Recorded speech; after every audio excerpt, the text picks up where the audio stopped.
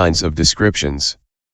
Thus, the Buddha said, if a bhikksu is unable to correctly understand conditioned dharmas and if he wants to obtain the supreme worldly dharmas, that will be impossible for him.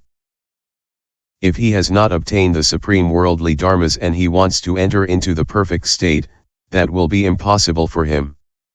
If he has not entered into the perfect state and he wants to become a Srotapanna, a Sakritagaman, an Anagaman, or an Arhat, that will be impossible for him. On the other hand, if a bhikksu understands correctly conditioned dharmas, he will have the possibility of obtaining the supreme worldly dharmas. If he has obtained the supreme worldly dharmas, he will enter into the perfect state.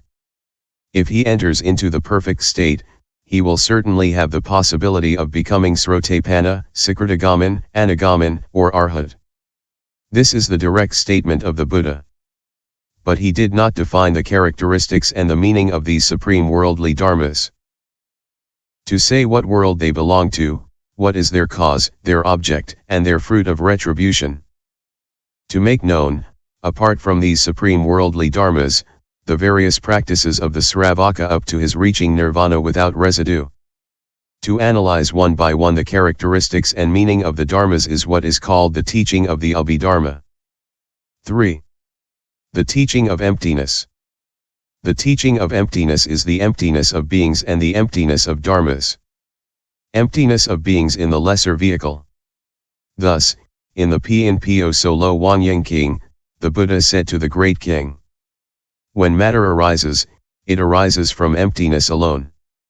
When matter perishes, it perishes into emptiness alone. When the formations arise, they arise from emptiness alone. When the formations perish, they perish into emptiness alone. There is no soul there, no individual, no spirit. There is no individual who goes from the present existence to the future existence.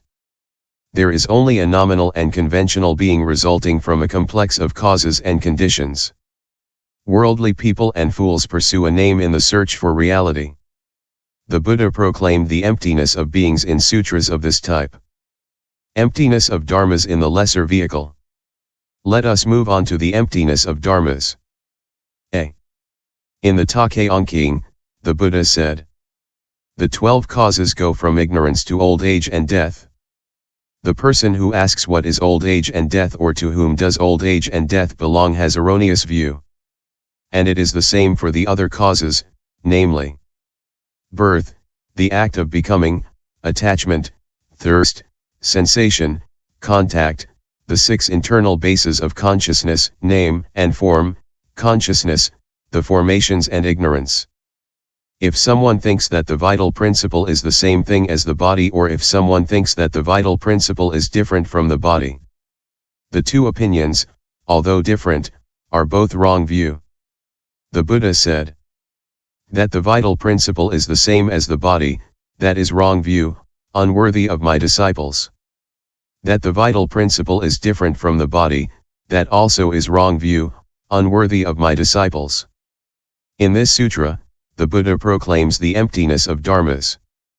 If someone asks to whom does old age and death belong, they should know that this question is wrong and that there is emptiness of beings.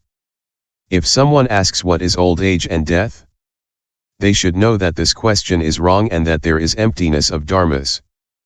And it is the same for the other members of the causal chain up to and including ignorance. B.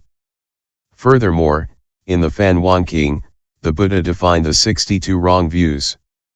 To say that the self and the world are eternal is wrong view. To say that the self and the world are non-eternal is wrong view.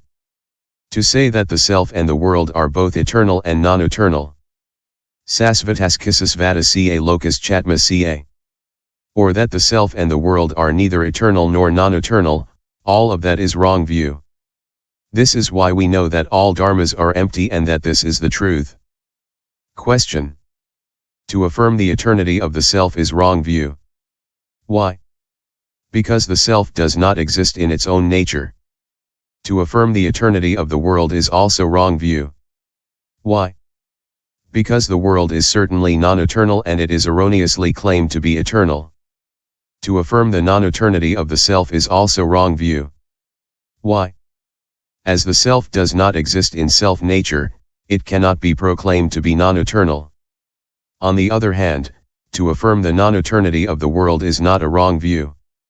Why? Because all conditioned dharmas are non-eternal in their true nature. Answer. If all dharmas are truly non-eternal, why does the Buddha say that the non-eternity of the world is wrong? By that, we can understand that the world is not non-eternal. Question. However, the Buddha said, in several places, that the contemplation of the non-eternal, painful, empty, and non-self nature of conditioned dharmas allows a person to obtain the path. Why do you claim that the non-eternity of the world is to be ranged among the wrong views? Answer. If the Buddha spoke of the non-eternity in several places, he also spoke elsewhere about the indestructibility. Mahanamasutta. Thus, Mohonan, king of the Sakyas, went to find the Buddha one day and said to him, "The population of Kapilavastu is great. Sometimes it happens, when I meet a runaway chariot, an excited horse, a mad elephant, or people who are quarreling, that I no longer think about the Buddha. Then I say to myself, if I were to die at this moment, where would I be reborn?" The Buddha said to Mahanaman, "Don't be afraid, fear not. You are not going to be reborn in the unfortunate destinies, but you will certainly be reborn in the blissful abodes. Just as a tree that has always leaned to the east will, when it is cut down, necessarily fall in the eastern direction, so on the dissolution of the body after death, the honest man whose mind, spirit and consciousnesses have for a long time been perfumed by faith, morality, learning, generosity and wisdom, will certainly find his benefit and will be reborn above in the heavens. If, as you say, all dharmas, arising and perishing from moment to moment, are non-eternal, why does the Buddha say that by perfuming the mind with all the virtues, one will certainly obtain high rebirths? This is why we know that dharmas or the world are not non-eternal in nature. Question. If non-eternity does not exist, why did the Buddha speak about it? Answer. The Buddha preached the Dharma according to the needs of beings. In order to destroy the error that assumes an eternal principle, he preached non-eternity. On the other hand, to people who do not know or who do not accept rebirth, he taught that the mind goes to new existences and is reborn above in the heavens, or that guilty or meritorious actions do not perish even after millions of cosmic periods.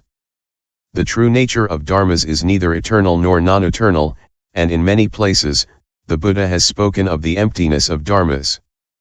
In the emptiness of dharmas, there is no non-eternity. This is why affirming the non-eternity of the world is wrong view. Therefore there is emptiness of dharmas. See PRAJÑÄ. Moreover, in PRAJÑÄ there was a brahmacharin named Luan Li. The Li Tchang granted him a large sum of money to go to debate with the Buddha. Having accepted the engagement, he